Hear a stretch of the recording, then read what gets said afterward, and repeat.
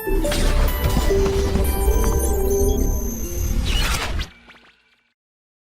Students, सदिश chapter के अगले लेक्चर में आप सभी का स्वागत है। इससे पिछले लेक्चर में हम लोगों ने डॉट प्रोडक्ट जो है उसके सभी प्रॉपर्टीज, उसकी परिभाषा और उससे संबंधित जो भी क्वेश्चंस हमें करने थे वो हमने करे थे। तो आई होप आपने वो रिवाइज किया होगा, अच्छे से पढ़ा होगा।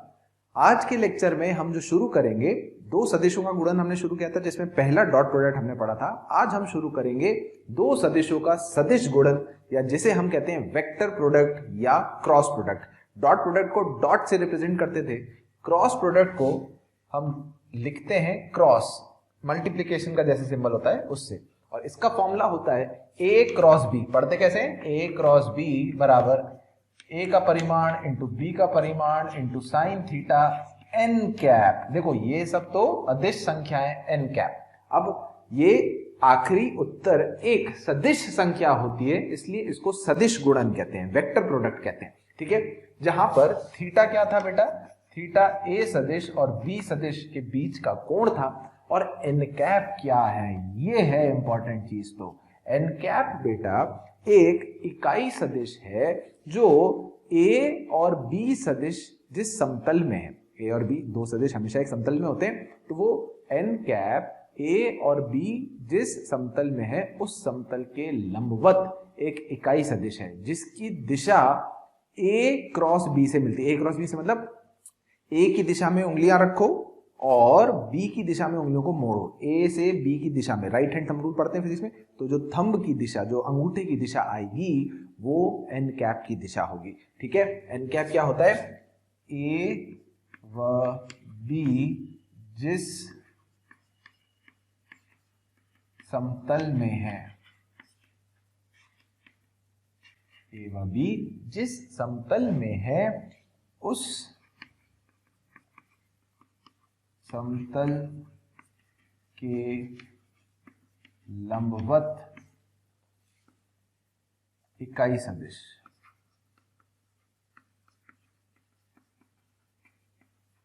उस समतल के लंबवत इकाई सदिश, ए व बी जिस समतल में है उस समतल के लंबवत इकाई सदिश जिसकी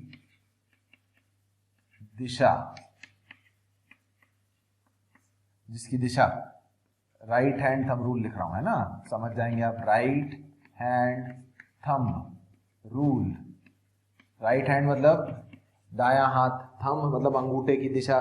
तो राइट हैंड की उंगलियों को ए की दिशा में रखो, बी की दिशा में मोड़ो। ए क्रॉस कर रहे हैं, मोड़ रहे हैं बी की तरफ, तो थंब की जो अंगूठे की दिशा होगी वो एन कैप की दिशा होगी। समझना है तो ऐसे समझ लो। ये मान लीजिए एक समतल है, ठीक है, इस समतल में ये ए सदिश है और ये बी सदिश है, और इन दोनों के बीच का कोण है थीटा। यहाँ थीटा का परिसर क्या होता है मैंने बता रखा है आपको। थीटा बदलता है 0 से लेकर पाई तक। थीटा बदलता है 0 से लेकर पाई तक। तो बेटा जो एन कैप की दिशा होगी वो कुछ इस प्रकार होगी। एन कैप लंबवत, एन कैप जो है वो ए और बी दोनों के लंबवत है। ठीक है, ऐसे समझ जाता हूं बेटा। ऐसे देखो, ये दिख रहा है, ये देखो, ये दो सदिश हैं, ऐसे ऐसे, ये दो लिए मैंने, ऐसे मान लो। चलो ये दो सदिश हैं, ये पिंक चौक से जो है ए, ग्रीन चौक से जो है बी, एक समतल में है ए और बी। अब एन कैप की दिशा कैसे आएगी? ए क्रॉस बी, तो थंब की दिशा, ये तीसरा जो मैंने वेक्टर लगा दी। अब ये जो एन कैप आ रहा है, दिख रहा है ऐसे, ये जो एन कैप आ रहा है ये ए और बी इन दोनों के लंबवत आएगा, दोनों के लंबवत होगा। समझ में आ गया? तो समतल के लंबवत एन कैप चला गया। तो ये एक सदिश संख्या क्योंकि होती है इसलिए इसको सदिश गुणन जो है बोला जाता है। अच्छा, अगर थीटा 0 या पाई होगा तो क्या होगा? अगर थीटा 0 या पाई होगा तो साइन थीटा 0 होगा। इसका मतलब ए क्रॉस बी शून्य आएगा, या आप बोल सकते हो ए और बी संरेखीय हैं। 0 या पाई होने पर दो सदिश के बीच में कोण 0 या पाई होता तो संरेखीय या समानांतर बोलते थे। तो ए और बी सदिश एक दूसरे के समानांतर होंगे। समझ में आ गई बात? ठीक है, तो बेटा ये इसलिए एक चीज जो है ये मैंने आपको यहाँ लिखवा दी। अच्छा, अब इसमें जो अगली चीज आती है वो आते हैं क्रॉस प्रोडक्ट के गुणधर्म, ठीक है ना, प्रॉपर्टीज, गुणधर्म ऑफ क्रॉस प्रोडक्ट, मतलब सदिश गुणन के गुणधर्म, सदिश गुणन के गुणधर्म। तो पहली property A cross B minus B cross A के बराबर होता है। भाई ए क्रॉस बी में अगर आपने इनकी जो पोजीशन है, इनकी जो जगह है वो आपस में बदल दी ए और बी की, तो जो ए क्रॉस बी का उन दोनों सदिशों का जो गुणन है उसका मान जो है वो जो वैल्यू है वो सिर्फ उसके चिन्ह से बदलती है। आप ऐसे समझिए बेटा, आपने पहले ए क्रॉस बी किया था, समझना, ए क्रॉस बी, ए ऐसे था बी ऐसे था, तो ए क्रॉस बी किया तो ऊपर की दिशा आई। अब आप बी क्रॉस ए करो तो बी की दिशा में उंगलियों को ए की तरफ मोड़ोगे तो बी क्रॉस ए दिशा बदल गई। तो जो सदिश एन कैप था अब वो एन कैप नीचे की तरफ आ रहा है, तो जब दिशा पलट जाती है वेक्टर की तो उसको नेगेटिव चिन्ह से हम बदल देते हैं। तो इसलिए A cross B minus B cross A के बराबर होता है, ठीक है। ध्यान रखना ए डॉट बी और बी डॉट ए में फर्क नहीं होता था भाई, ए डॉट बी या बी डॉट ए दोनों अदिश संख्या ही होती थी, समान वैल्यू थी, पर इधर क्योंकि ये सदिश संख्या है तो इसका चिन्ह जो है जगह बदलने से ए और बी की बदल जाता है, ठीक है। सेकंड पॉइंट, यदि ए क्रॉस बी शून्य आता है तो इसका क्या क्या मतलब हो सकता है, या तो ए और बी में से एक शून्य सदिश है,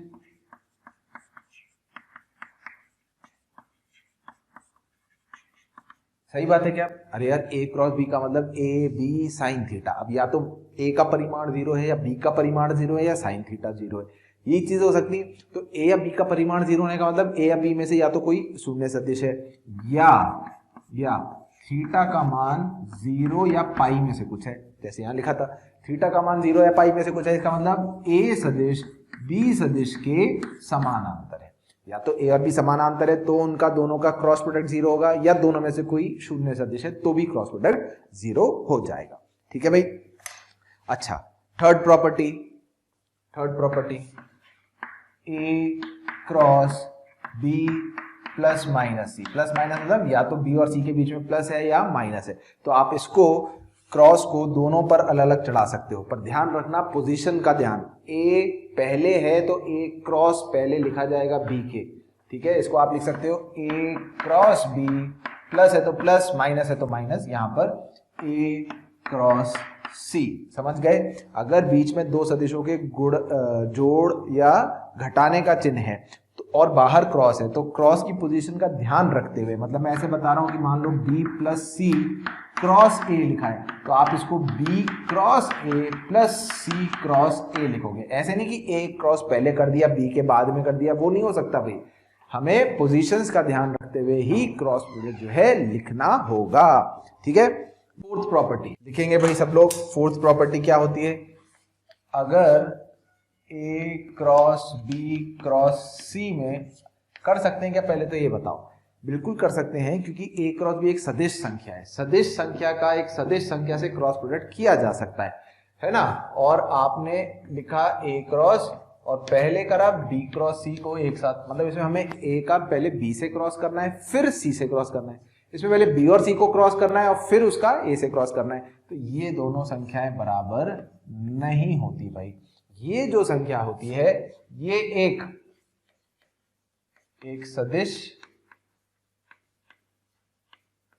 सी के लंबवत और ए व बी के समतल में होगा, ठीक है ना। ये जो आखिरी उत्तर आएगा इसको करने पर वो एक सदिश होगा जो सी सदिश के तो लंबवत होगा, सी सदिश के लंबवत होगा और ए और बी के समतल में पहुंच जाएगा। और ये वाला जो होगा ये एक सदिश ए के लंबवत होगा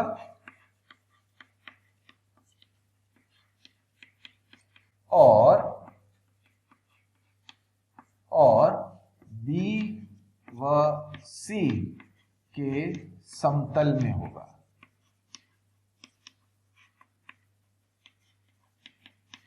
ठीक है भाई, इसका ध्यान रखना है। कैसे हुआ मैं कोशिश करता हूं आपको समझाने की, देखिए आपके समझ में आता है कि नहीं आता है। देखो भाई, ये दो सदिश हैं, ठीक है ना, कौन से, ए और बी। ये जो दो चौक हैं ये ए और बी हैं, और कहीं ना कहीं ये मान लो तीसरा सदिश था। तो हमने पहले ए क्रॉस बी किया, ऑरेंज और पिंक चौक से क्रॉस किया, तो ये जो ग्रीन चौक है ये एंड कैप आ गया, ये ए क्रॉस बी है बेटा, पहले ए क्रॉस बी। अब हमने इस ग्रीन वाला जो वेक्टर एन कैप है, ये ए क्रॉस बी था, इसका और येलो वाली चौक क्रॉस किया, तो कैसे आएगा सोच के देखो, है ना, मैं पकड़ पाऊं नहीं पकड़ पाऊं, मान लो इस प्रकार से, चलो पकड़ लिया, तो इससे इसकी दिशा में जाना मेरे को, है ना, ग्रीन चौक की दिशा में उंगलियां रखनी है और येलो चौक की दिशा में ले जाना है। तो ऐसे जब मैं मोड़ूंगा ऐसे, तो ये जो दिशा आएगी, ये जो वेक्टर आ रहा है, ये देखो आया ना, इन दोनों के वापस समतल में आ जाएगा। करके देखना आप कोशिश, तो समतल में, किसके समतल में, ए व बी के समतल में आ जाएगा। और क्योंकि सी से क्रॉस किया तो सी के तो लंबवत जाना ही जाना है, वो सी के लंबवत होगा, है ना। तो इसको आपको इस प्रकार समझना पड़ेगा। और ऐसे ही ए क्रॉस बी क्रॉस सी, ए के तो लंबवत होगा और बी और सी के समतल में होगा। तो बेटा दोनों अलग अलग सदिश आ रहे हैं, तो दोनों बराबर कैसे होंगे। ठीक है, पांचवा प्रॉपर्टी वेरी इंपॉर्टेंट, इसको बोलते हैं लैग्रेंजेस प्रमेय।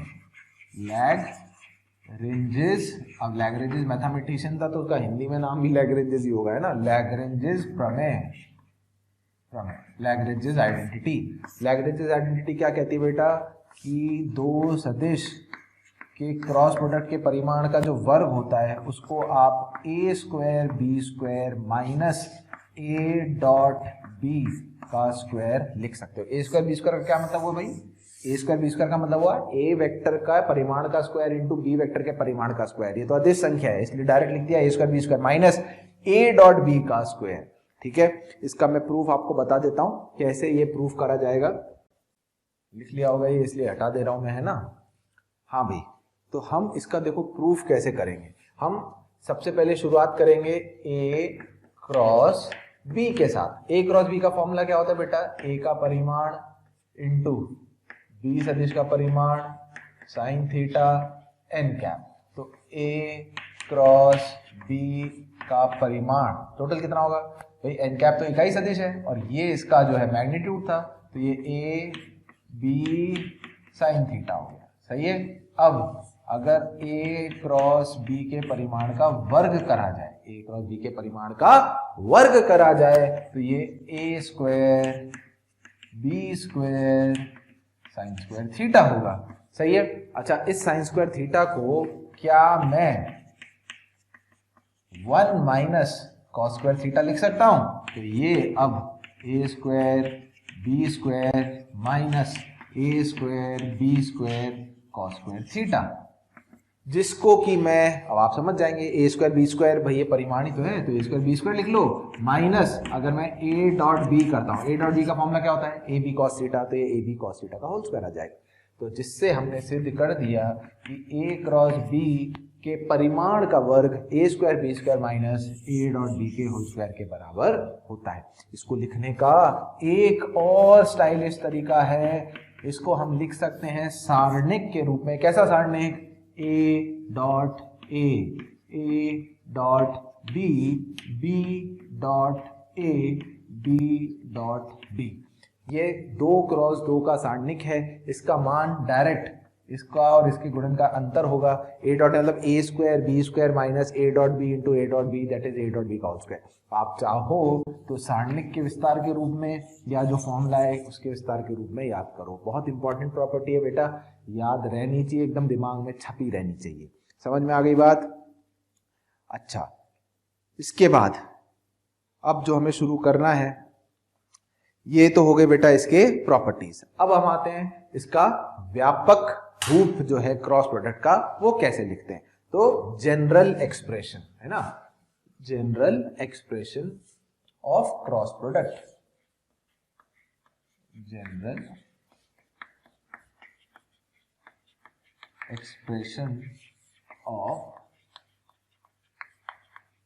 Cross product. थैंक यू प्यारे बच्चों, आप सभी हमारे मोशन के जो वीडियोस हैं उनको आप देख रहे हैं और अपना प्यार हम सबके साथ बांट रहे हैं, उसके लिए बहुत बहुत धन्यवाद।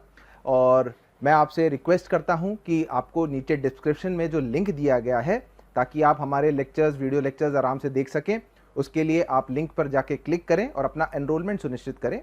उसके अलावा अगर आप हमारे डाउट्स सॉल्विंग उसको एनरोल करना चाहते हैं, साथ ही साथ स्टडी मटेरियल भी चाहते हैं, तो वो भी डिस्क्रिप्शन में जो लिंक दिया गया है उस पर जो प्रीमियम हमारा अकाउंट है उस पर क्लिक करके आप उसको एनरोल कर सकते हैं। क्रॉस प्रोडक्ट का व्यापक रूप।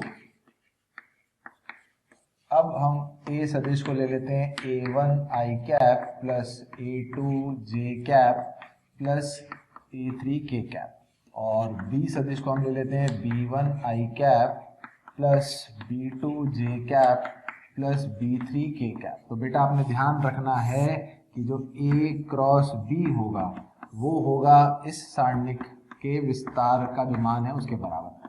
पहली पंक्ति में आई कैप जे कैप के कैप, ये तो क्या हो गए, आई कैप जे कैप के कैप तो वेक्टर हो गए।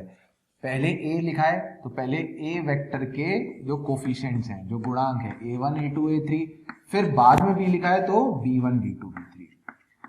ठीक है, अगर बेटा पहले बी वेक्टर लिखा होगा तो पहले b1 b2 b3 और फिर a1 a2 a3। आप समझते हैं सारणिक में अगर दो पंक्तियों को परस्पर बदल दिया जाए, आपस में बदल दिया जाए तो सारणिक का मान चिन्ह से बदलता है। वही मैंने आपको बताया प्रॉपर्टी गुणधर्म नंबर 1 में a क्रॉस b बराबर माइनस b क्रॉस है, तो आप इससे भी देख सकते हैं। ठीक है, तो ये किसी भी दो सदिशों के गुणन का जो है सदिश गुणन का व्यापक रूप है, इस रूप से लिखते हैं। और एक चीज आपको समझ में आनी चाहिए कि आई कैप जे कैप के कैप ये एक चक्रीय स्थिति में चलते हैं। मतलब अगर आपने आई कैप क्रॉस जे कैप किया तो आपको के कैप मिलेगा, आपने जे कैप क्रॉस के कैप किया तो आपको आई कैप मिलेगा, आपने के कैप क्रॉस आई कैप किया तो आपको जे कैप मिलेगा। पर जे क्रॉस आई उल्टा किया तो जे क्रॉस आई माइनस के कैप होगा, आई क्रॉस आई 0, क्योंकि आई और आई संरेखीय हो गए तो पैरेलल वेक्टर होती तो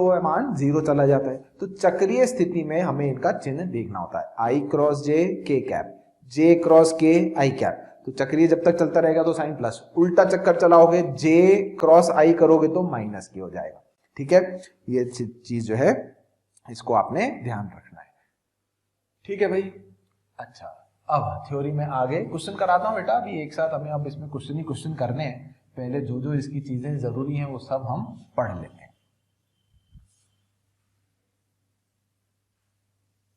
तो अगला है इसका ज्योमेट्रिकल मतलब क्या होता है, ज्योमेट्रिकल अंडरस्टैंडिंग है ना,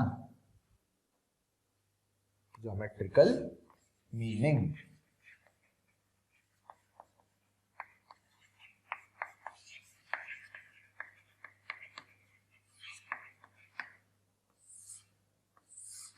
ज्योमेट्रिकल मीनिंग, ज्योमेट्री से हम ए क्रॉस बी को कैसे समझे। जैसे डॉट प्रोडक्ट तो कैसे समझाया था बेटा, प्रक्षेपण से समझाया था ना, कि एक सदिश का दूसरे पे प्रक्षेपण ले लो और जिस पे प्रक्षेपण लिया उसके परिमाण से गुणा कर दो तो वो ए डॉट बी आ जाता था। अब इसका ज्योमेट्रिकल मतलब क्या है वो देख लेते हैं। तो ऐसा मानिए बेटा,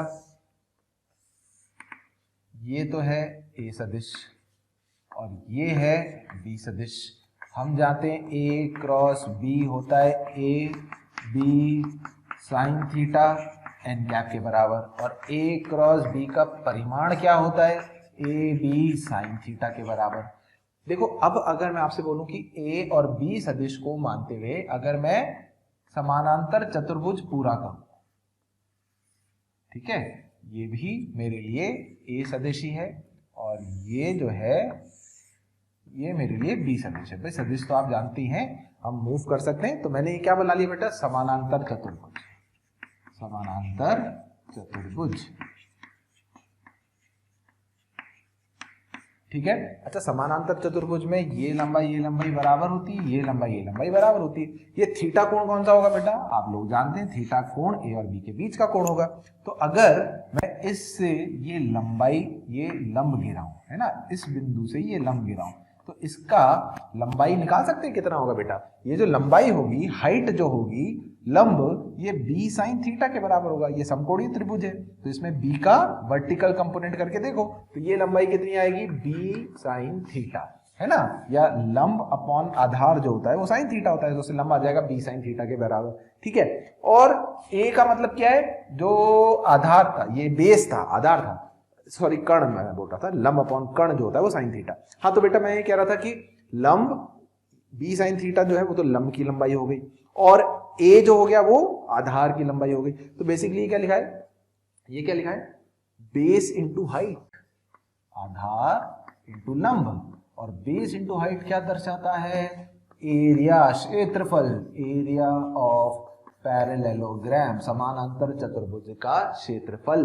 तो a क्रॉस b का जो परिमाण है वो a सदिश और b सदिश, जिस समानांतर चतुर्भुज की दो भुजाएं हैं उस समानांतर चतुर्भुज के क्षेत्रफल को दर्शाता है। समझ में आ गई बेटा बात, ये चीज हमें समझ में आनी चाहिए। अच्छा, इसी से हम आगे कुछ बहुत इंपॉर्टेंट छोटी छोटी चीजें कर लेते हैं। जैसे कि मान लीजिए अगर मैं आपसे बोलता हूं कि ये a सदिश था और ये b सदिश था, अब a b सदिश से इन दोनों से मैंने ये त्रिभुज बनाया। समझ में आ रही बात, कुछ भी ले लो, मान लो ये a पॉइंट ले लो, ठीक है, ये b पॉइंट ले लो, ये c पॉइंट ले लो। अगर मैं इस ABC त्रिभुज का क्षेत्रफल निकालना चाहूं, ठीक है ना, एरिया ऑफ ट्रायंगल, इतना तो पता ही है ना, आप लिख लीजिएगा हिंदी में, क्षेत्रफल, इस त्रिभुज का क्षेत्रफल तो कितना होगा। तो बेटा अगर मैं आपसे बोलूं कि मैं अगर ये समानांतर चतुर्भुज पूरा करूं, क्योंकि मुझे पता है कि a और b सदिश से बनने वाले समानांतर चतुर्भुज का क्षेत्रफल तो मैंने निकाल लिया था, ये b सदिश है, ठीक है। तो इस पैरेललोग्राम का जो एरिया है वो तो ये हो गया a क्रॉस b का परिमाण। तो जो ट्राइंगल होगा बेटा, ये एरिया और ये एरिया समान होगा नहीं होगा, ये दोनों कॉन्ग्रुएंट ट्राइंगल्स होते हैं ना, ये भुजा और ये भुजा बराबर, ये और ये बराबर, और ये इनकी उपनिष्ठ साइड हो गई, तो ये दोनों एस प्रॉपर्टी से कॉन्ग्रुएंट हो गए, तो दोनों का क्षेत्रफल भी समान होगा। तो क्या मैं इस त्रिभुज के एरिया को 1/2 परिमाण ऑफ a क्रॉस b लिख सकता हूँ? नहीं लिख सकता हूँ, a क्रॉस b पूरे समानांतर चतुर्भुज का क्षेत्रफल था, तो त्रिभुज का जो क्षेत्रफल होगा, कौन सा त्रिभुज, ABC मान लो, ठीक है, वो हाफ a क्रॉस b के बराबर आएगा, ठीक है। इसके लिए भुजाएं जो थी, जो आसपास वाली जो दो भुजाएं हैं वो सदिश हमें पता होनी चाहिए। कोई सी भी त्रिभुज के दो आसपास वाली भुजाओं के सदिश पता है तो हम उसका क्षेत्रफल लिख सकते हैं, ठीक है। तो अच्छा, ये होता है डेल्टा 1/2 a क्रॉस b, ऐसे लिखते हैं। अच्छा, अगर अब ध्यान देना, त्रिभुज की भुजाएं नहीं पता है पर हमें त्रिभुज के जो शीर्ष है उनका स्थिति सदिश पता है, ये b और ये c, समझते रहना बेटा ध्यान से। ABC त्रिभुज है, इस त्रिभुज के शीर्ष का स्थिति सदिश पता है, बिंदु के स्थिति सदिश पता है, ABC, कहीं मूल बिंदु रहा होगा, मूल बिंदु से A वेक्टर, ये B वेक्टर, ये C वेक्टर। अब इसका एरिया जो है कैसे फाइंड करें, तो एरिया के लिए बेटा ये फॉर्मूला मैंने सीख लिया है। इस फॉर्मूले में क्या सीखा है ये बताओ। चलो, इस फॉर्मूले में हमने सीखा है कि किसी भी त्रिभुज की दो आसपास वाली भुजाएं अगर उनका सदिश पता चले, तो मैं अगर ये सदिश और ये सदिश निकाल लूं, मान लेता हूं ये v1 सदिश है और ये v2 सदिश है, तो इसका जो एरिया होगा क्या हाफ v1 क्रॉस v2 लिख सकते हैं, बिल्कुल। अब मुझे v1 और v2 वेक्टर निकालने, तो चलिए आप बताइए v1 वेक्टर क्या होगा बेटा, एरो के हिसाब से v1 vector c minus b होगा, c माइनस b, और v2 वेक्टर कितना होगा बेटा, a माइनस b होगा। तो अब मुझे क्या करना है, एरिया निकालना है, तो वो हाफ v1 मतलब c माइनस b का क्रॉस मुझे करना है a माइनस b के साथ। चलो क्रॉस प्रोडक्ट करना शुरू करो, ऑर्डर का ध्यान रखते हुए, c और फिर बाद में, तो c cross a minus b cross a minus c cross b minus minus plus b cross b। तो सबसे पहले तो b क्रॉस b कितना होगा बेटा, 0, किसी भी सदिश का खुद से क्रॉस 0, ठीक है। अच्छा, और ये जो माइनस माइनस आ रहा है, क्या मैं इनकी पोजीशन को बदल के, जगह बदल के माइनस साइन चेंज कर सकता हूं? तो माइनस बी क्रॉस ए को ए क्रॉस बी लिख लूंगा, plus C cross B, minus सी क्रॉस बी को मैं बी क्रॉस सी लिख लूंगा, प्लस इसको सी क्रॉस ए ही रहने दूंगा। ठीक है, तो ये एक त्रिभुज जिसके बिंदु, जिसके शीर्ष का स्थिति सदिश पता था, ये उसका क्षेत्रफल हो गया। कितना आसान है याद रखना। देखो, चक्रीय स्थिति में A cross B plus B cross C plus C cross ए।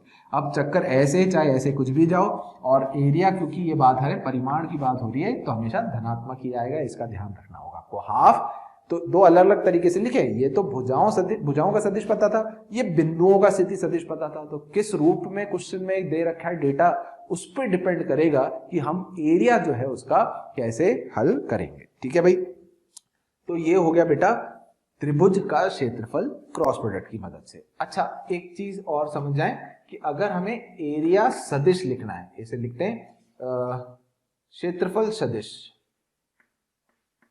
क्षेत्रफल सदिश, क्षेत्रफल सदिश का क्या मतलब है? एक सदिश जो इस त्रिभुज के समतल के लंबवत हो। त्रिभुज तो बन गया, त्रिभुज बन गया, इस त्रिभुज के लंबवत हो। तो जो क्षेत्रफल सदिश एरिया वेक्टर होगा बेटा, वो एरिया वेक्टर क्या होगा?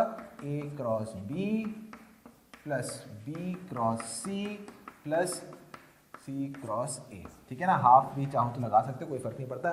तो बेटा ये तो सदिश था जो उसके लंबवत था, और उसका परिमाण उस त्रिभुज का क्षेत्रफल था। ठीक है ना, तो this is called area vector. कैसे आया? v1 v2 का क्रॉस, v1 v2 का क्रॉस होगा, वो सदिश जो होगा वो समतल के लंबवत ही आएगा। और अगर इसको इकाई सदिश में कन्वर्ट करना है तो इसके परिमाण से भाग देना होगा। तो a cross b plus b cross c plus c cross a, और यहाँ प्लस माइनस क्यों? अब देखो बेटा, समतल जो है उस समतल के लंबवत, स्टार्टिंग में याद करो कितने इकाई सदिश बताए थे? 2 इकाई सदिश, एन कैप और माइनस एन कैप। तो इसके परिमाण से भाग और देना होगा। अगर इकाई सदिश बनाना है तो इसके परिमाण से भाग देना होगा। तो प्लस माइनस कर देंगे, इसे कहते हैं एरिया वेक्टर, क्षेत्रफल सदिश।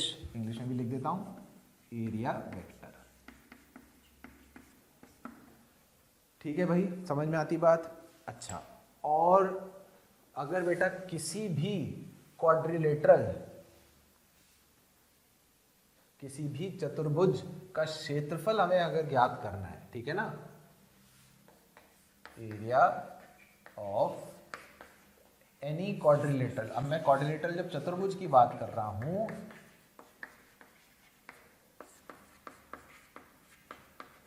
ठीक है, तो मैं एक व्यापक चतुर्भुज की बात कर रहा हूं। मैं कोई स्पेशल के समानांतर, सम, आयत, वर्ग उनकी बात नहीं कर रहा हूं, मैं एक जनरल चतुर्भुज की बात कर रहा हूं। तो किसी भी चतुर्भुज का अगर एरिया आपने फाइंड करना है तो बेटा आप उसके अगर विकर्ण सदिश निकाल सको, d1 वेक्टर और d2 वेक्टर, तो इसका जो एरिया होगा वो हमेशा 1/2 d1 क्रॉस d2 के परिमाण के बराबर होता है। हर चतुर्भुज का क्षेत्रफल, देखो प्रूफ कर सकते हैं, कोई मतलब नहीं है प्रूफ के लिए।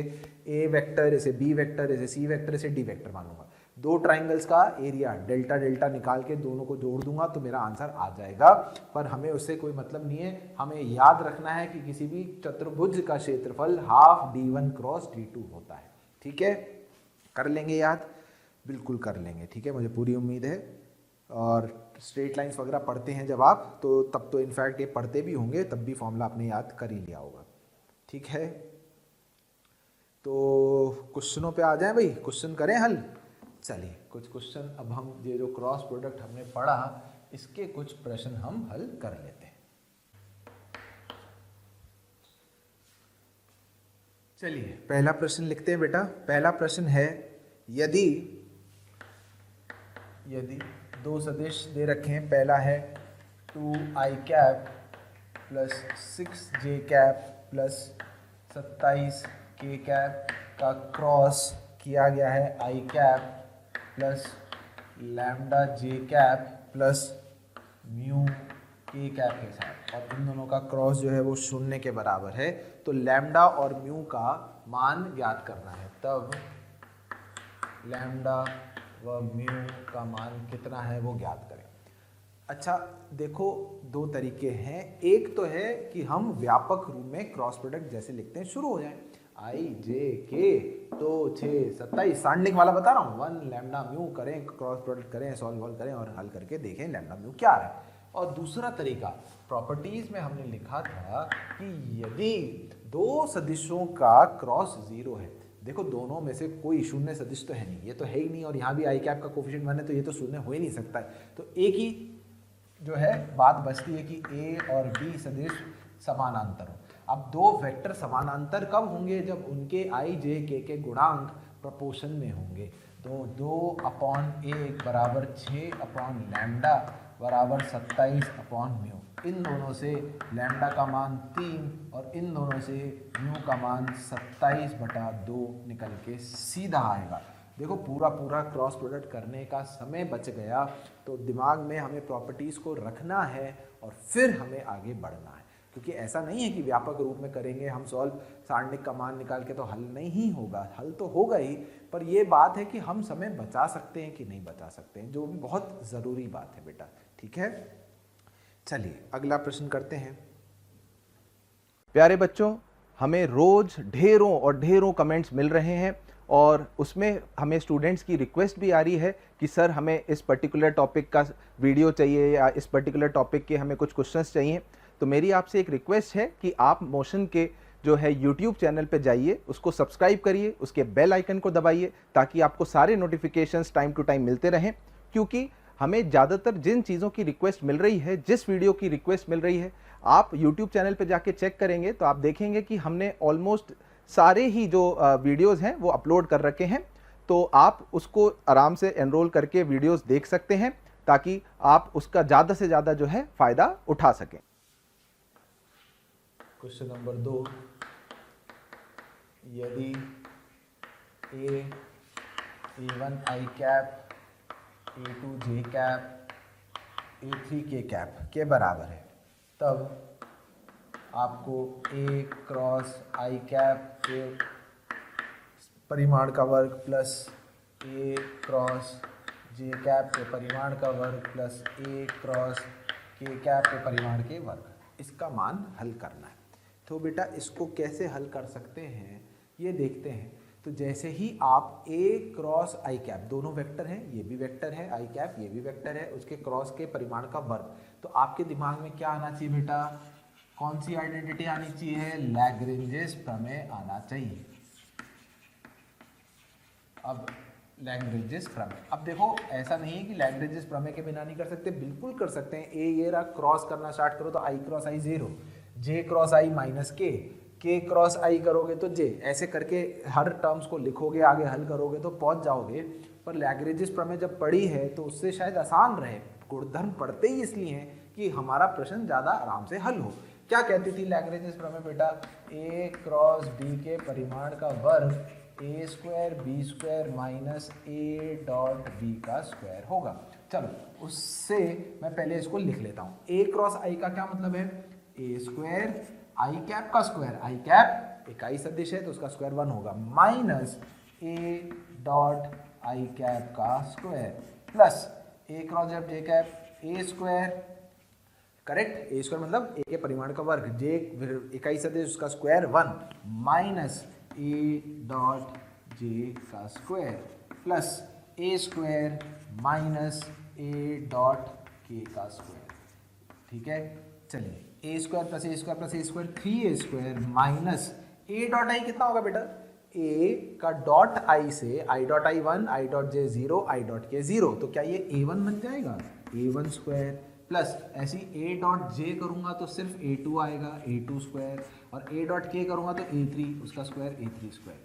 तो बेटा a1 square plus a2 square plus a3 square, क्या a वेक्टर के परिमाण क्या होगा? a वेक्टर का परिमाण अंडर रूट वर्गमूल a1 square plus a2 square plus a3 square, तो इसका वर्ग है।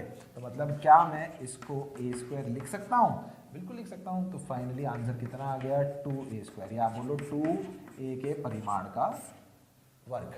ये हमारा आखिरी उत्तर होगा। समझ में आ गई बात? चलिए भाई, बहुत अच्छी बात है। एक नोट में लिखवा रहा हूँ, वो आप लिख लीजिए। कभी कभी वो चीज़ आपके काम आ सकती है। क्या? किसी भी सदिश को आप a dot I cap plus a dot J cap plus a dot के कैप के रूप में व्यक्त कर सकते हो। एक वेक्टर को लिखने का स्टाइलिश तरीका मान लो।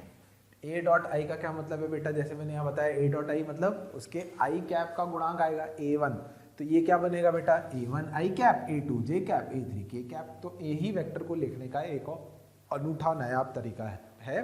कहीं दिखे तो देखते ही समझ में आ जाए, इसलिए मैंने आपको नोट में ये चीज लिखवाई है। ठीक है, चलिए अगला प्रश्न करते हैं। एक सरल रेखा का सदिश समीकरण ज्ञात करें। लिखिए आप सब लोग क्वेश्चन, मैं भी लिख देता हूं।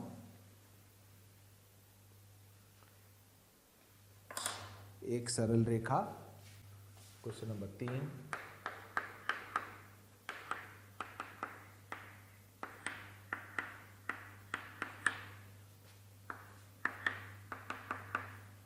सरल रेखा की सदिश समीकरण ज्ञात करें जो ए बिंदु, जिसका स्थिति सदिश ए वेक्टर है, से गुजरती है और L1 एक लाइन है, B plus lambda P vector, L2 एक लाइन है, C plus mu times Q vector के लंबवत है। ठीक है, ध्यान से पढ़ना है भाई पूरे क्वेश्चन को और कंसेप्ट सीखना है। हमें एक सरल रेखा का समीकरण ज्ञात करना है जो एक बिंदु से तो गुजर ही रही है, वो बिंदु का स्थिति सदिश दिया है। सबसे पहली चीज, किसी भी सरल रेखा का सदिश समीकरण लिखना है तो हमें एक तो बिंदु चाहिए होता है जहां से वो गुजर रही है, जो दिया है क्वेश्चन में, और एक उस सरल रेखा के समानांतर कोई भी एक सदिश चाहिए होता है। समानांतर, ये सरल रेखा है, समानांतर ऐसे ऐसे ऐसे, लंबाई वंबाई से कोई फर्क नहीं पड़ता, दिशा चाहे ऐसे हो या ऐसे हो, भाई समानांतर है। लाइन की थोड़ी दिशा होती है, लाइन तो लाइन होती है, दिशा तो सदिश की होती है। तो समानांतर दिशा में समानांतर उसके एक सदिश चाहिए बेसिकली। तो और कंडीशन क्या बोल रहा है? वो लाइन दो लाइनों के लंबवत है। अब मान लो ये वो दो लाइनें, जस्ट फॉर एग्जांपल ये लाइन L1 है, ये लाइन L2 है। लाइन 1 B बिंदु से गुजर रही है और B के समानांतर सदिश क्या है? P वेक्टर है ना। याद रहना चाहिए भाई लाइन की इक्वेशन, लैम्डा P मतलब P के समानांतर है। लैम्डा और म्यू क्वेश्चन में लिख लो, वास्तविक संख्याएं दे रखा है। और दूसरी जो लाइन है ये C बिंदु से गुजर रही है और ये किसके समानांतर है भाई? ये Q वेक्टर के समानांतर है। अब हमें जो लाइन चाहिए वो लाइन 1 लाइन 2 दोनों के पैरेलल है। मान लो लाइन 1 बोर्ड में ये रही, लाइन 2 बोर्ड में ये रही। अब जो हमें तीसरी लाइन चाहिए वो इनके दोनों के लंबवत है, इसके भी लंबवत है और इसके भी लंबवत। अगर जो लाइन चाहिए वो लाइन 1 के लंबवत है तो बेटा ये मान लो लाइन थी ऐसी लंबवत, तो ये जो पिंक चौक से मैं बना रहा हूं ये उस लाइन के समानांतर सदिश है। अब लाइन 1 लाइन 2 अगर लंबवत है तो बेटा ये वाला जो सदिश है और जो P सदिश है ये भी लंबवत होंगे, और ये वाला सदिश और ये वाला सदिश भी लंबवत होंगे। तो हमें लाइन के जो समानांतर सदिश चाहिए वो वाला सदिश P और Q दोनों के समानांतर है। तो अगर हमें P वेक्टर और Q वेक्टर दोनों के समानांतर दिशा में जाना है तो कैसे जाएंगे? P और Q के क्रॉस प्रोडक्ट से। हमने देखा था P क्रॉस Q करने से एक सदिश मिलता है जो P और Q दोनों के लंबवत होता है। तो इसका मतलब जो लाइन हमें चाहिए, जो लाइन हमें चाहिए वो एक बिंदु से गुजर रही है, वो तो हमें पता ही है। कौन से बिंदु से गुजर रही है बेटा? वो A बिंदु से, प्लस K टाइम्स, यहाँ हमें V वेक्टर चाहिए। अब जो V वेक्टर है ये V क्या है? V लाइन के समानांतर होना चाहिए। ठीक है, अच्छा लाइन के समानांतर मिलेगा कैसे? और ये जो V है ये P व Q के लंबवत है, P व Q के लंबवत है। अब V अगर P व Q के लंबवत है तो V की दिशा कैसे मिलेगी हमें? P P क्रॉस Q कर लो या Q क्रॉस P कर लो, और परिमाण की मैग्नीट्यूड की तो चिंता ही नहीं करनी, K से गुणा कर रहे हैं, K कुछ भी हो सकता है भाई, K वास्तविक संख्या कोई भी हो सकती है। हमें तो लाइन की समीकरण लिखना था तो हमें मिल गई लाइन की समीकरण, A प्लस K टाइम्स, अब आप P क्रॉस Q करो चाहे Q क्रॉस P करो, प्लस माइनस साइन वो तो K में समा जाएगा यार, K नेगेटिव भी हो सकता है पॉजिटिव भी हो सकता है। तो लाइन का जो समीकरण है वो इस रूप में होगा जहाँ K कोई भी वास्तविक संख्या हो सकती है। आई बात समझ में? तो दो सदिशों के लंबवत दिशा को हम उन दो सदिशों के क्रॉस प्रोडक्ट से जो है निकाल के लिख सकते हैं। ठीक है बेटा, चलो बढ़िया है, अगर क्वेश्चन समझ में आया बहुत अच्छी बात है। ठीक है, चलिए अगला क्वेश्चन लिखते हैं। अच्छा क्वेश्चन है भाई, बिल्कुल ध्यान से सोच के आप लोग चाहें तो खुद कोशिश कर सकते हैं, और नहीं ज़्यादा समझ में आ रहा है तो अभी भी आप देख सकते हैं मैं कैसे हल कर रहा हूँ इस प्रश्न को। ठीक है, अगले प्रश्न में हमें एक त्रिभुज ABC दिया हुआ है जहाँ A, B व C बिंदु के निर्देशांक पता है। A बिंदु हमें दिया है 1, -1, 2, B बिंदु है 2, 0, -1, और C बिंदु के निर्देशांक 0, 2, 1। क्या क्या ज्ञात करना है वो मैं लिख देता हूं। पहला, एक सदिश सदिश 10 लंबाई का जो ABC समतल के लंबवत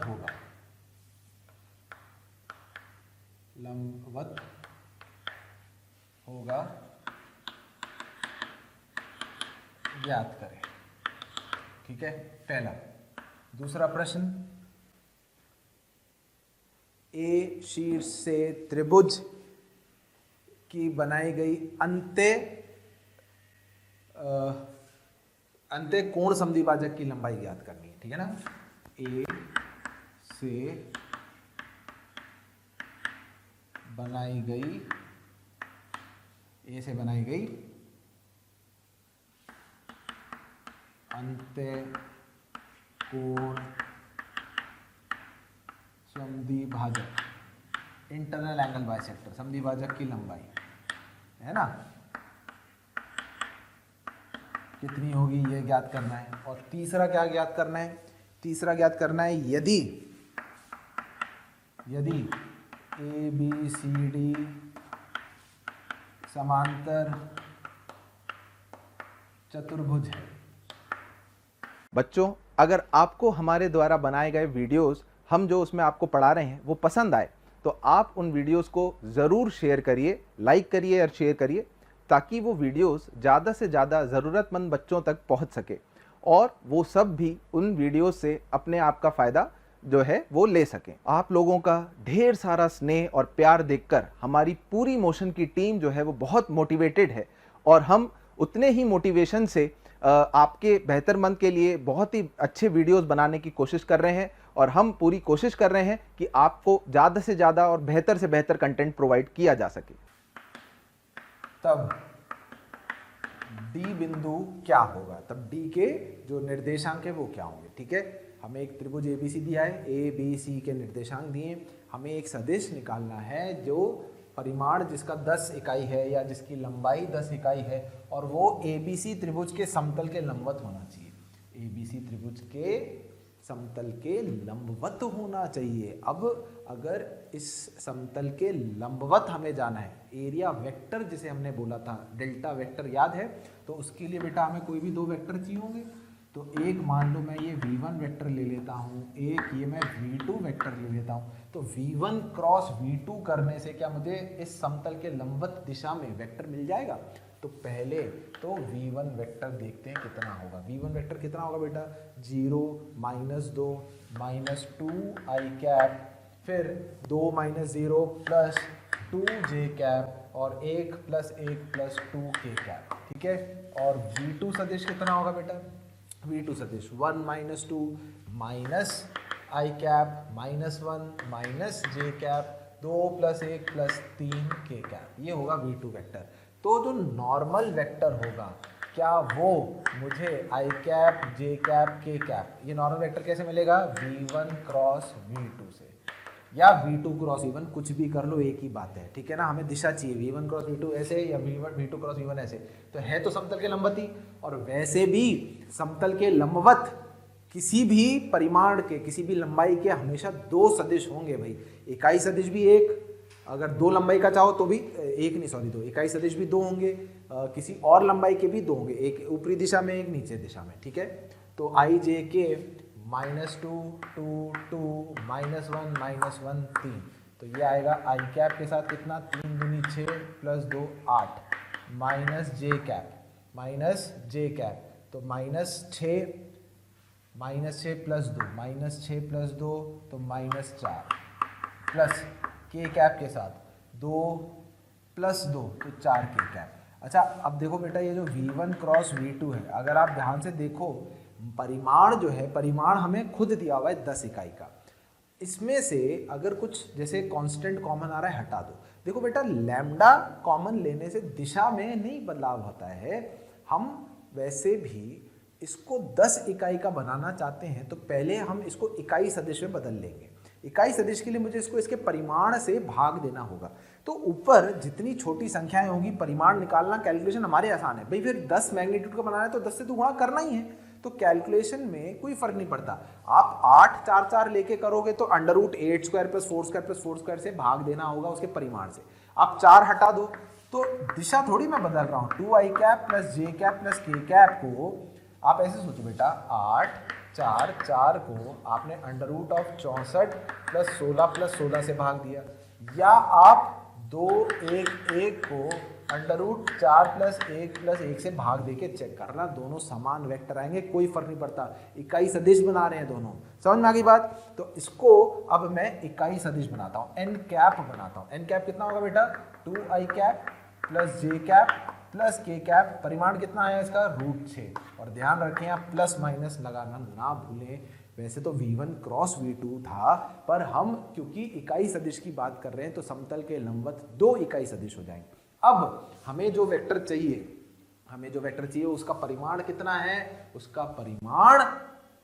उसका परिमाण जो है वो 10 इकाई का है। तो हमारा जो वेक्टर V मान लेता हूँ होगा वो 10 प्लस माइनस हो जाएगा, +-10 2i cap √6 + j cap √6 + k cap √6 होगा। ये पहले वाले पार्ट का उत्तर हो गया।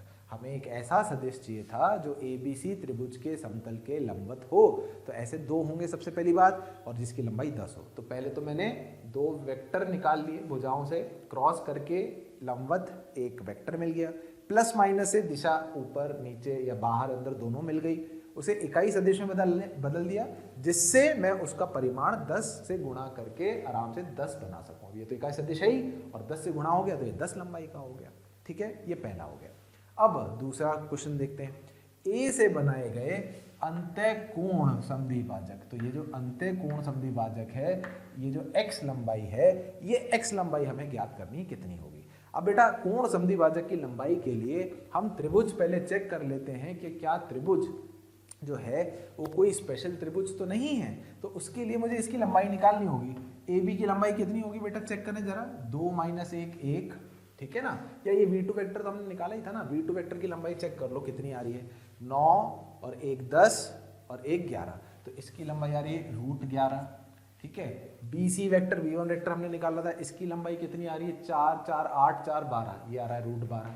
और इसकी लंबाई कितनी आएगी बेटा, 1 - 0 1, 2 और 1 3 9, और 2 - 1 1, तो ये भी आ रही है √11। तो ये समद्विबाहु त्रिभुज है, AB और AC बराबर है। अच्छा, अगर समद्विबाहु त्रिभुज है तो कोण समद्विभाजक सामने वाली भुजा को 1:1 के अनुपात में विभाजित करेगा। याद है मैंने बताया था, कोण समद्विभाजक जिन भुजाओं से कोण बनता है उसके अनुपात में विभाजित करता है। अब अगर ये भुजाएं बराबर है तो बेटा ये जो है मध्य बिंदु होगा, जो D पॉइंट होगा ये मध्य बिंदु होगा। तो D के निर्देशांक बताओ, विभाजन सूत्र लगा लेते हैं। 2 प्लस 0 बटा 2 तो 1, 0 प्लस 2 बटा 2 तो 1, माइनस 1 प्लस 1 बटा 0 तो ये हो जाएगा।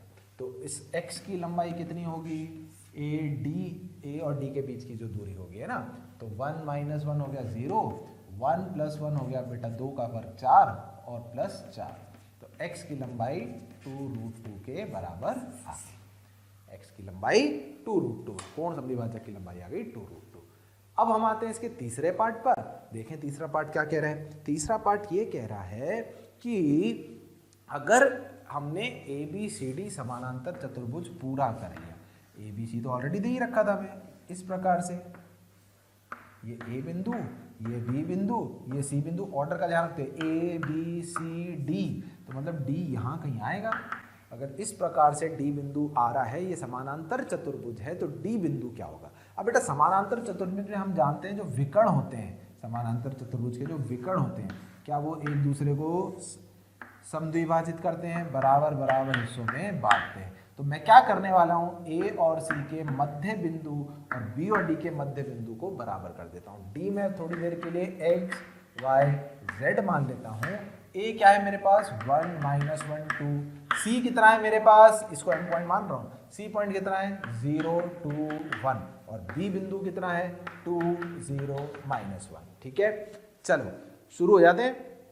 ये हटा दूँ, लिख ही लिया होगा, यहाँ कर देता हूँ कैलकुलेशन। तो हमें A और C का मध्य बिंदु कितना आएगा 1 प्लस 0 बटा 2 कॉमा माइनस 1 प्लस 2 बटा 2 कॉमा 2 प्लस 1 बटा 2, ये जो होगा किसके बराबर होगा बेटा, B और D के मध्य बिंदु के, that is 2 plus X by 2 comma 0 plus Y by 2 comma minus 1 plus Z बटा 2, 2 2 2 काट दो, x बराबर 1 माइनस 1 हो गया, माइनस 1 प्लस 2 प्लस 1 हो गया बेटा, ये 0 ही था, और 2 प्लस 1 3 और 1 और जुड़ जाए 4 हो जाएगा। तो ये x y z नहीं, ये d के निर्देशांक हो गए, d के निर्देशांक -1, 1, 4 आएंगे। ठीक है, ऑर्डर का ध्यान रखते हुए ABCD, अगर यहाँ ABCD के जाए ACD भी लिखा होता तो उस रूप में उस तरह से फिर डायग्राम बना के हल करते, पर हम जो प्रॉपर्टी यूज़ करेंगे वो प्रॉपर्टी क्या होगी, वो प्रॉपर्टी यही होगी कि जो समांतर चतुर्भुज है उसके विकर्ण एक दूसरे को समद्विभाजित करते हैं, उससे आसान रहता है, उससे जल्दी से सॉल्व हो जाता है। ठीक है भाई, चलिए बेटा अगला क्वेश्चन देखते हैं अब हम। अगले क्वेश्चन में R सदिश ज्ञात करें यदि R सदिश ज्ञात करें यदि R क्रॉस B बराबर C क्रॉस B और R का डॉट A सदिश से 0 है, जहां पर हमें A सदिश दिया हुआ है 2i cap plus k cap, B सदिश दिया हुआ है i cap plus j cap plus k cap, C सदिश दिया हुआ है 4i cap minus 3j cap plus 7k cap. ठीक है, इस प्रकार से हमें ABC वेक्टर दे रखे हैं, तो R सदिश ज्ञात करना है जो इन कंडीशंस को संतुष्ट करता है। अच्छा, अब देखिए सबसे पहले हमें यह दिखता है कि R का B के साथ क्रॉस बराबर C क्रॉस B। अब C और B वेक्टर तो दे रखा है, तो हम चाहें तो C क्रॉस B वेक्टर सदिश जो है निकाल सकते हैं। अच्छा, R सदिश को हम मान लेंगे xi cap plus yj cap plus zk cap. अच्छा, R का B के साथ क्रॉस बराबर C क्रॉस B बराबर करेंगे तो हमें कुछ xyz में रिलेशन मिलेगा, साथ ही साथ में R का डॉट A से 0 करेंगे तो उससे xyz में रिलेशन मिलेगा, जिससे हम xyz का मान निकाल पाएं। इतना करने के लिए थोड़ा लेंदी है, C क्रॉस B निकालना, R क्रॉस B निकालना। हम अगर ध्यान से समीकरणों को देखें, पहले R क्रॉस B बराबर C cross B, R cross B minus C cross B बराबर 0, R cross B minus C cross B बराबर 0। अगर मैं इसको इधर ले आऊं, अब आप देख रहे हो R B जो है बाद में क्रॉस हो रहा है, C से भी बाद में क्रॉस हो रहा है, तो गुणधर्म का इस्तेमाल करके क्या मैं इसको ऐसे लिख सकता हूँ, याद करो R माइनस C जोड़ने और घटाने पर क्रॉस जो है चढ़ा देते थे, तो इसको मैं कॉमन बाहर भी ले लिया। अब दो सदिशों का क्रॉस प्रोडक्ट शून्य है, इसका मतलब r माइनस सी वेक्टर समानांतर होगा किसके, b वेक्टर के। अगर r minus C vector b vector के समानांतर है तो इसका मतलब इन दोनों के जो i j के गुणांक है वो जो है संपाती होने चाहिए। अच्छा, r को मैंने मान लिया x i cap, y j cap, z k cap था, ठीक है ना, ये अज्यूम किया हुआ है। तो बेटा r माइनस सी कितना होगा, r माइनस सी होगा x minus 4 i cap minus y plus 3 j cap plus z minus 7 k cap. अब r माइनस सी सदिश और b सदिश समानांतर, तो इनका अनुपात जो है बराबर कर देते हैं। x माइनस 4/1 बराबर minus of y plus 3/1 is equal to z minus 7/1 is equal to lambda. तो x का मान कितना आ गया बेटा, 4 प्लस लैम्डा, y का मान कितना आ गया माइनस लैम्डा माइनस 3, और z का मान कितना आ गया, लैम्डा प्लस 7, ठीक है। और एक कंडीशन और है बेटा, r का डॉट a के साथ 0 है, r का डॉट a के साथ 0, a कितना था 2i प्लस k, तो मतलब 2x प्लस z बराबर 0। तो 2x का मतलब 8 plus 2 lambda plus z lambda plus 7 बराबर 0, 3 लैम्डा बराबर माइनस 15, लैम्डा बराबर माइनस 5। लैम्डा का मान आ गया तो x कितना आएगा बेटा, लैम्डा माइनस 5 था, 4 माइनस 5 माइनस 1, y कितना आएगा बेटा, माइनस माइनस 5 प्लस 5 माइनस 3 2, और z बराबर कितना आएगा, माइनस 5 प्लस 7 2।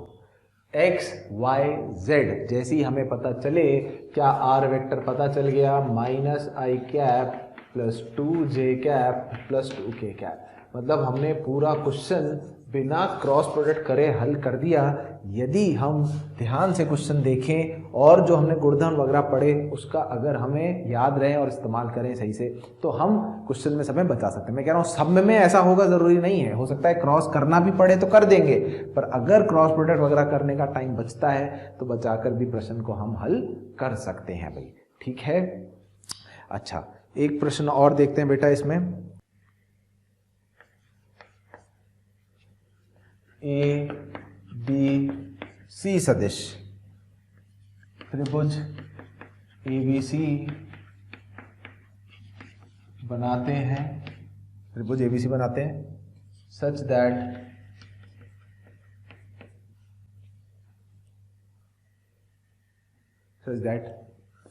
B सदिश प्लस C सदिश बराबर A सदिश, ये दिया हुआ है। A सदिश है ए आई कैप, ठीक है ना, ए आई कैप मतलब यार ये a और a समान नहीं है,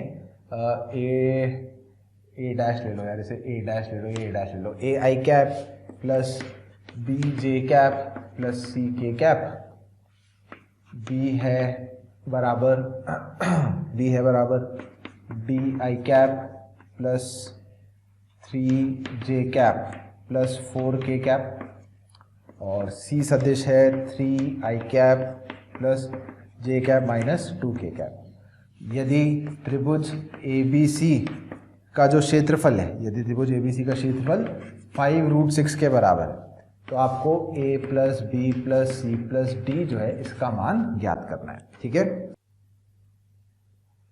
चलिए शुरू करते हैं बेटा इस क्वेश्चन को हल करना। सबसे पहले मैं ये कंडीशन इस्तेमाल करूंगा, b प्लस सी कितना आएगा बेटा, d plus 3 comma 3 plus 1 4 comma 4 minus 2 किसके बराबर है बेटा, ये है बराबर a dash, a comma b comma c बराबर करो तो a बराबर d प्लस 3, b बराबर 4, c बराबर 2। ये हमें पहले समीकरण से ही पता चल गया, b और c का मान तो डायरेक्ट आ गया, a और d में एक रिश्ता भी आ गया। अब हमें त्रिभुज का क्षेत्रफल दे रखा है, तो अगर हम त्रिभुज बनाएं ABC जहाँ A बिंदु का जो वो है सदिश, स्थिति सदिश वो ABC है, B बिंदु का जो स्थिति सदिश है वो D 3 4 के बराबर है, और C का स्थिति सदिश 3 1 माइनस 2 है। तो बेटा इसका क्षेत्रफल लिखने के लिए हमें ये दो वेक्टर निकालने होंगे और हाफ v1 क्रॉस v2 करना होगा। तो चलिए सबसे पहले v1 वेक्टर देखते हैं कितना होगा, 3 minus D comma 1 minus 3 minus 2 comma minus 2 minus 4 बराबर माइनस 6। सही है, माइनस 2 माइनस 4 माइनस 6। और v2 सदिश कितना होगा, v2 सदिश होगा a minus D comma b minus 3 comma c minus 4।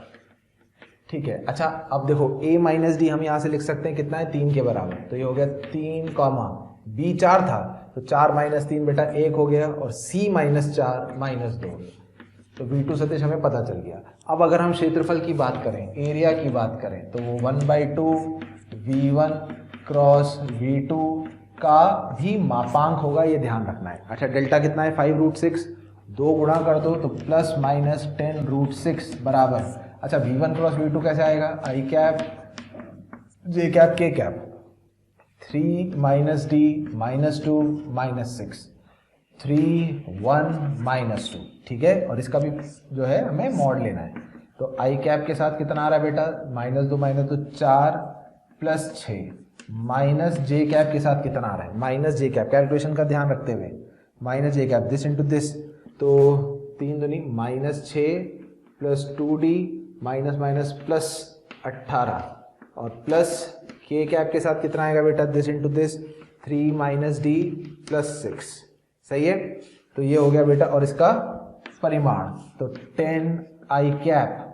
अच्छा 10 में से 6 जाएगा तो 12 बचेगा, तो माइनस जे कैप के साथ है 12 प्लस 2d, करेक्ट। और के कैप के साथ कितना है बेटा, के कैप के साथ आ रहा है 9 माइनस डी का परिमाण, ये बराबर कितना है, प्लस माइनस 10√6 है यार, 10√6 है ना, प्लस माइनस 10√6। तो ये इसका परिमाण, वैसे तो पॉजिटिव ही लेना है, नेगेटिव का तो कोई मतलब ही नहीं, परिमाण है तो पॉजिटिव ही आएगा। बराबर कितना हो गया बेटा, 100 प्लस 12 प्लस 2d का वर्ग प्लस 9 माइनस डी का वर्ग, ठीक है क्या, का अंडर रूट, तो स्क्वायर कर दूंगा तो 10, तो ये हो जाएगा 600 बेटा। ठीक है, चलिए अब इसको हम हल कर लेते हैं। ये मैं हटा देता हूँ यहाँ से, ये तो हमने सब काम कर ही लिया, हमें a plus B plus C plus D चाहिए, वो हम देख लेंगे, है ना। यहाँ से c का मान ये लिखे रहने देते हैं। हाँ तो भाई कितना हो गया, 600 माइनस 100 कर दो 500 बराबर, वर्ग करो 12 प्लस 2d का 12 का वर्ग 144 प्लस 4d स्क्वायर, सही है, प्लस 2ab 12 दूनी 24, 24 दूनी 48, प्लस आगे चलो 9 का वर्ग 81 plus D square minus 18d, तो क्वाड्रेटिक बनती हुई दिख रही है बेटा, 4 plus D square 5d square, 48 minus 18 कितना 30d, और यहाँ 500 है ही, और 144 और 81 कितना होगा, 4 और 1 5, 8 और 4 12, 12 1 और 1 2, 225। ठीक है, तो 5d square plus 30d minus 225 और 500 कितना बचेगा भाई, 275, 25 300, हाँ 400। ठीक है, 5 चाहो तो उड़ा दो, तो D square plus 6d minus 5 5 25 55, तो 11 और 5 आएगा बेटा, है ना, d plus 11 into D minus 5 बराबर 0। तो d का मान या तो माइनस 11 आएगा या d का मान 5 आएगा। जब d का मान माइनस 11 आएगा उस समय a का मान 8 आएगा, माइनस 8 आएगा, और जब d का मान 5 आएगा तब a का मान 8 आएगा। ठीक है, तो हमारे पास a plus B plus C plus D के कितने मान मिलेंगे बेटा, टोटल हमें a plus B plus C plus D के कुल 2 मान मिलेंगे। जब d माइनस 11 रखा तब a अलग था, b और c निश्चित थे।